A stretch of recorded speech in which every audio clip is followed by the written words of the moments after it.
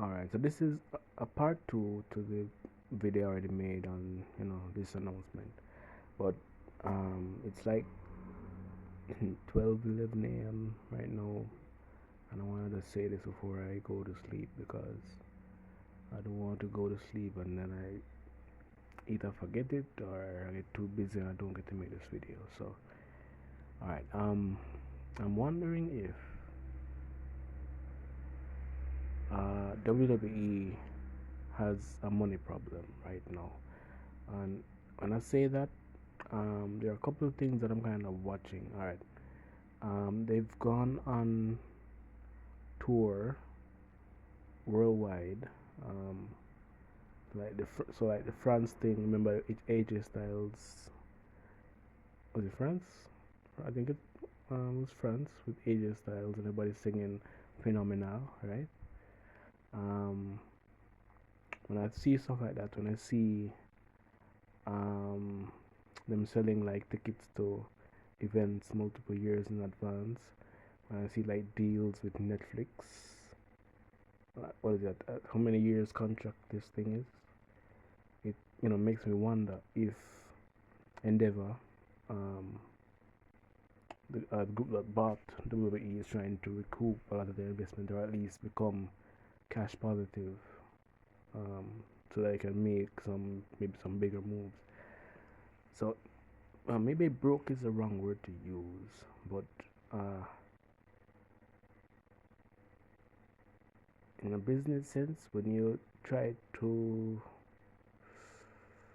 secure your position multiple years in advance based on expected, speculated results, um, might be a problem there. Not necessarily that there is, but because a company should always be looking for opportunities to bring in money. But a lot of the stuff that I'm seeing could be an indication that there is some issue on that side. I don't know if I should say allegedly or not, because I'm not saying that they're in trouble. I'm just saying,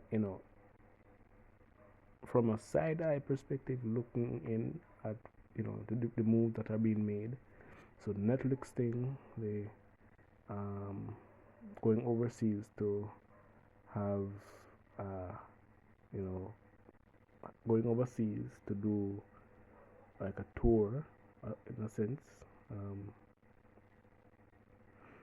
Another thing too that they've been doing is allowing influencers.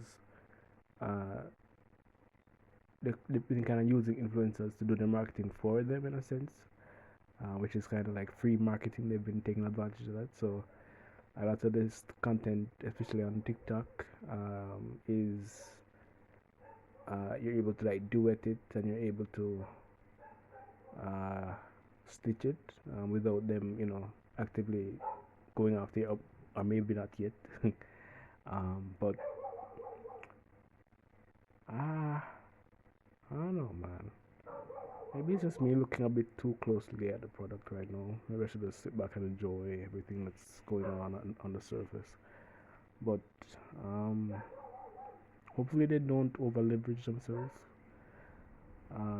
Because if it's a case where the numbers don't make sense, let's say when they do move to Netflix, if the take up rate for fans isn't as high as they're expecting, maybe some renegotiating done on the side of Netflix and them. Because I think that I've been noticing with Netflix too. Netflix has been kind of buying into audiences. So instead of trying to establish fan bases, with like new series in a sense, like putting work into trying to establish a fan base and familiarize people with new products. They've just been tapping into existing fan bases. So they've done the Avatar, Last Airbender, live action. They've done um, One Piece. they've tried several anime shows, um, trying to just buy into getting a lot of the audience in to watch, because they know that not everybody will stay, but that percentage that does stay, um, after the series ends, they do look good on the balance sheet, and then, so it does make sense for them, at least for now, to kind of, instead of trying to invest as much as they have been in previous years, we're trying to create new series, burning through money and not really seeing that much profit. Um, you know, even being in the red a lot of the times. Just looking around for where there is already like an established base, like with WWE, all right, and just trying to funnel that base into their uh, paywall or whatever their subscription service. And we may end up also seeing other companies start doing this more too, because I'm hearing that Naruto, that's an anime. If you aren't familiar with anime, Naruto will probably be getting a live action too. It's one of the biggest animes in the world, and you know, I might make like a separate video on the Netflixification of I don't know how I titled it, but pretty much Netflix uh, buying into audiences and hoping that their burn off isn't too high and they do retain a lot of people. But um,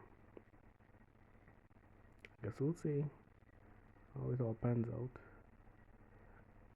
As I said, this is all speculation. I'm not saying that WWE is broke. I'm just saying that maybe I'm looking a bit too closely at the product, and uh, maybe I'm over over analyzing what I should just be sitting there and enjoying the surface level things that are happening. You know, because now thing about this, debt isn't really a bad thing as companies, but I wouldn't want like WWE to get themselves in a position where they're locked into so many different contractual obligations, and then when it comes down to the creativity side, it just doesn't match up to where they want to be or the story that they want to tell. So the fans will be engaged enough to um, help them almost um, be. I want to say profitable, but I don't know if profitable is the right word. But be lucrative enough that future moves don't get impacted by the deals that they're making now or the advanced ticket sales that they want to be bringing in now. But honestly, I guess we'll see what happens. All right, I'm done rambling. I should get to bed. Maybe this was incoherent. I don't know. I need to get some sleep. Anyways, that's the video. All right, I'm done rambling. All right.